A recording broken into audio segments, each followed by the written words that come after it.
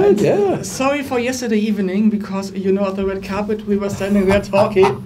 Christian Bale shows up next to us, and everybody ran me down, and at the end, my microphone was here, I was on the bottom, and thousands of people totally fine. Pushing me out of the picture. Totally understand. No problem at all. Now we are talking. Now we are yes, yes.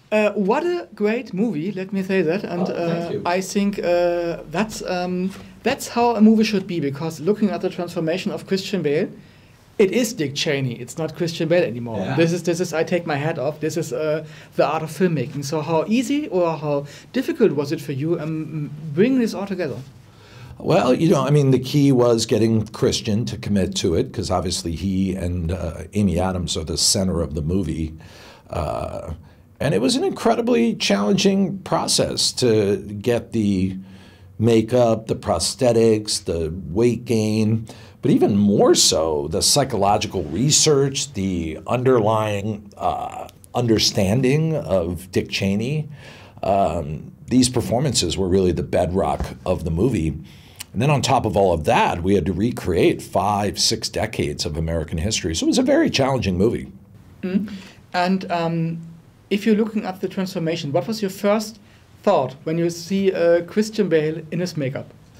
When we finally got it all right, when Greg Canham, who did an amazing job, and Chris Gallagher really had the makeup right, and Christian had had months to do his research, and the weight gain was there, I remember the hair stood up on my arms. And I joked that he's not playing Dick Cheney, he's summoning Dick Cheney. And we all got like a chill. Mm-hmm. I think it's very dangerous to gain so much weight, because my father is a doctor, so I know it's not dangerous, so it's dangerous. So, and I think this is the most the best thing an actor can do for a role, because this shows how dedicated he is. But did you think on one time, okay, a little bit less because it could be dangerous for you, or is it just gain it because it's better for the world? We would not do the movie with Christian unless we had a doctor supervising him. So he had a doctor that he was checking in with constantly, who's a professional who works with actors. And believe it or not, by the end, and you have to double check this with Christian, but he had put on the weight, but he had put it on in very specific areas. I think his cholesterol went down, his blood pressure went down, so he was actually healthier by the end of it, which was pretty remarkable. That's a great story. And do you remember maybe some nice memories from the set, some behind-the-scenes stuff, some funny moments? Yeah, I mean, it was always interesting to hang out with Christian and Amy and Sam Rockwell as W. Bush and Carell as Rumsfeld, because they were always kind of half in character, but yet they're still your friends, the actors. So you're talking to Dick Cheney, but it's Christian Bale. And so there are just moments where I remember Christian as Dick Cheney singing Happy Birthday to our executive producer, Robin Woolley, and thinking, this is very strange. This is Dick Cheney singing Happy Birthday to Robin. So there's a lot of those kind of interactions that were pretty funny. Did you have it on tape for the access of the Blu-ray? No one got it on tape, but we certainly laughed hard.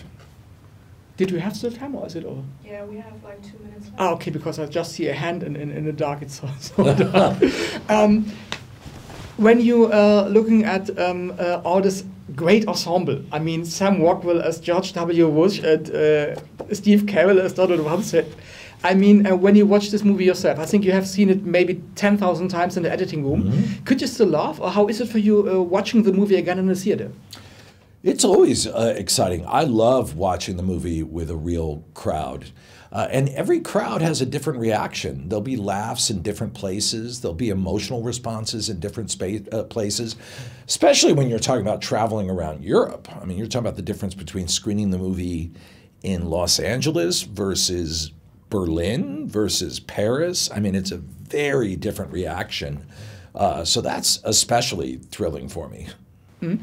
And my last question, do you have, I think maybe the whole movie is your favorite scene, but can pick one favorite scene where you would say, okay, this is my total favorite of the movie and I could watch this over and over again?